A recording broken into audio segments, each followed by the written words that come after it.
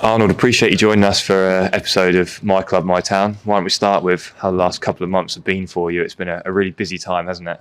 Yeah, last fight in Vegas about nearly a month ago now. So, but in the lead up to that, you sort of I'm up and down the country training everywhere and running around like a headless chicken. Yeah. But it's been a bit more relaxed since the fight, a bit less stress. We've got the win out in Vegas, so that's what matters.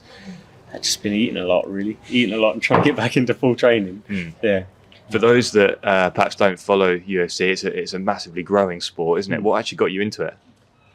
I was making a joke earlier, and it's like I'm not very good at football, and I started boxing instead of football. All my friends, we all played football as kids, and I wasn't very good. I was probably the worst. I was always like the not so super sub, you know. Yeah.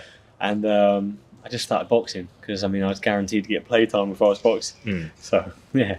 And for those that are perhaps starting to follow it a little bit more as well, how would you actually describe the sport?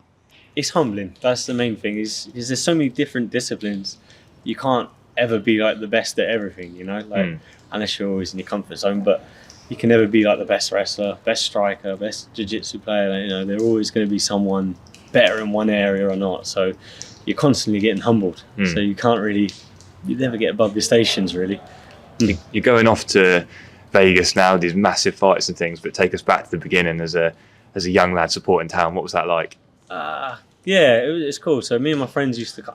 I don't know if you remember back in the day for the under 16s or under 18s, it used to be £1 a ticket. Yeah. Do you remember that? It used to come all the time. Every home game we'd wait out the back and get autographs of the players and that, and have a stash of like what they call the brochures you get the game. Oh, like the autograph books, yes, have all them like all signed. I think it was like Matt Holland or something on one of them. But yeah, my brother was a bigger fan and he was a better footballer, so we used to come watch it, and then he stopped hanging out with me. So I used to come with my other mates, and we used to always come down and watch the home games. So it was good. Yeah, you kind of mentioned it there that your brother was a fan. Yeah. Is it a family thing to support in Ipswich? Yeah, my dad doesn't really like football. He's I don't know. He's more of a strong man. He's never really been, I think he was worse at football than I was, so that's probably what it is. But no, my brother was big into football. He played for Witten for a while, and was a lot better than I was. So I got into fighting. Yeah. And coming back to Portman Road back in the day, as they say. Yeah. Who are some of the players that stand out, or some of the matches that you remember? Yeah. I came through a lot of time, but the main guy we were saying earlier is Chef Takuchi. It's his celebration every time he scored. Do that.